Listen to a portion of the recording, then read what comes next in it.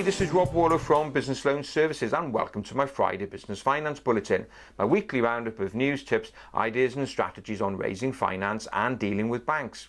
So what have I got for you this week? Well, we're going to be looking at the importance of education, filling those gaps that you may have in your knowledge. We're going to be looking at late payment, also a new small business offering from Metro Bank, and in my business finance tip of the week, look at the importance of getting your credit report right before you apply for business finance.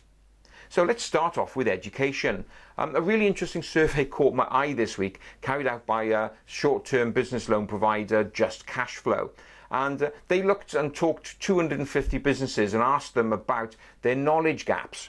And interestingly, 80% of those surveyed said that they look back when they started their business and realize now that they didn't know everything. In fact, 48% of those surveyed said that it was finance and planning was by far the biggest knowledge gaps that they had.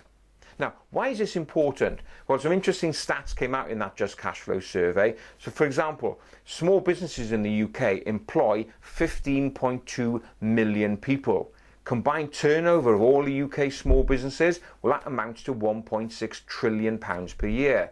Now, that's a significant figures. 15 million employees of £1.6 trillion of turnover. As small business owners, you have a crucial part to play. And that's why it's really important that all those knowledge gaps you have are filled in. So where are the gaps? Well, 30% of them said they really had lack of knowledge on finance generally. 29% of them said planning was a problem for them, and 23% of those surveyed said on the financial side about forecasting was also an issue.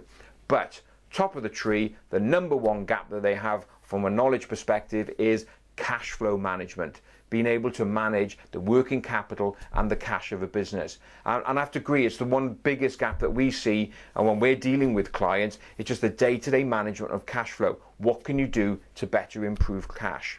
So what's the action point here? Well, obviously it's get educated, do a skills gap analysis on yourself and just really admit to yourself that there are areas that you don't know everything, and then go out and find courses, seminars, read books, listen to podcasts, continue to watch this bulletin to educate yourself and help fill in those gaps. So it's a great survey there from the Just Cashflow team, and thanks for that, guys. So let's move on to Metro Bank. Now, Metro Bank is one of the growing number of challenger banks. They're a US bank, opened here a number of years ago, starting to expand across the UK.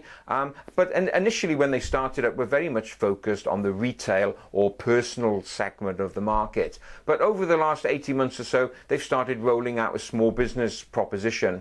And they've recently revamped their small business offering. They said that they now got more single fees, much more transparency on pricing, got funding lines available up to £100,000 in addition to business loans. So they're really trying to tackle the small business market. So if you want an alternative to the high street, why not just go along to their website and see what they can do for you. Their website is metrobankonline.co.uk/commercial. So let's move on to late payment. Now, late payment, as we know, is a perennial problem that businesses suffer from. And as we're going into growth, cash is oh so important. I was looking at a survey carried out by BACS. Now, BACS is the provider of the direct debit service, and they looked at this issue of late payment, and it was mixed in with some good news and some bad news. Let's start off first of all with the bad news. Well, they reckon that businesses are spending upwards of £10.8 billion a year on investing time and money chasing overdue payments and recovery. That's a significant amount of money that is being dragged out of the system. What's the good news? Well, it's kind of good news and bad news, because they reckon that there's about £31 billion worth trapped in overdue invoices in the economy at the moment. Now, you may think, well, where's the good news in that? 31 billion, that's a lot of money. Well, the good news is that compared to 12 months ago, that figure was 41 billion. So you can see it's a £10 billion reduction. 80% of those businesses that do suffer from overdue payments saying they are waiting a month or more beyond terms. So it's a significant problem. Another survey caught my eye as well from the Asset-Based Finance Association, and they reckon that businesses on average are waiting about 72 days for payment, and that's a real problem. So what can be done? Well, I mentioned a few bulletins ago that the government is looking to launch a small business conciliation service. The idea being to bring businesses and the small businesses together to try and sort out the late payment problem around particular invoices. Now, there is obviously some skepticism as to whether this is going to work, so the proof is in the pudding.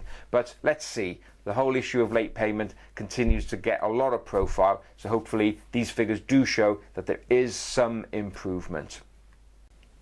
And so on to my business finance tip of the week. I'd like to talk to you about the importance of getting your credit report right before you approach a bank for finance. And this point came home to us this week because we had a couple of problems with some clients. Not insurmountable, just caused more delays.